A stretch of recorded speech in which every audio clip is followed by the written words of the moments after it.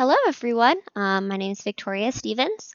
This is really excited. We made it through March, our second course in digital painting. It's been so much fun, and I just like to go over a little bit what we've learned. So first off, we started learning in Substance, just kind of getting to know the software, putting materials on things, painting. It was a lot of fun. As you can see, I have added a lot of paint and material to this shader ball right here. Another thing that we worked on was taking a real object and adding shader material to it. I picked some leather pants that I have. I thought that'd be a fun thing to try to recreate. It was actually pretty easy. They're similar in their reflective properties. It matched up pretty well, so that was super fun. We then had to take a TV out of Maya and put it into Substance Painter. This was the first TV that we did. We added our own material just to kind of see how it would look, kind of get to know the software. When I was done with it, I made this sort of sci-fi horror TV. It's all like splotched on the side. Everything is kind of coming apart. It's all emissive.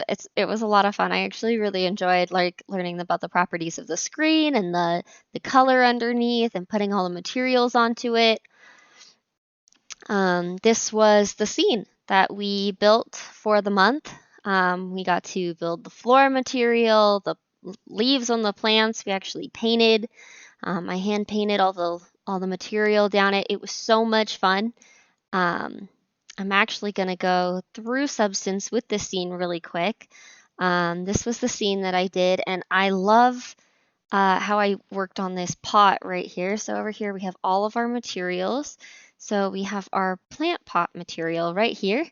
So we would take the actual material, which is this black right here, and then we added a fill layer onto it and then added a black mask. So if we click, add a black mask, we added that onto it. And then I went in and I added little fingerprints and smudges and grease and just to give it a more realistic feel to it. Same thing with my chair here. I went in, pull this to the side real quick, kind of get stuck. I actually made it grungy and dirty on the middle where people would sit and then made it lighter on the sides, where it was cleaner. So this is basically how you would work Substance. And let's just say on this pot right here, if I didn't want to make it dirt and I wanted to make it alien dirt, we could make it a different color completely. So we could go in and make it blue or green or, do whatever we want to it and without actually like compromising the structure. Of course, we're not going to leave it that way because it's supposed to be dirt. So I'm just going to put it back to its real color. So that's basically how we work in Substance, and we got to add the material to the walls and even the ceiling and the beams. I think my favorite part was adding the emissive properties to the lamp here and the glass material. It even glows, believe it or not, which is actually pretty cool.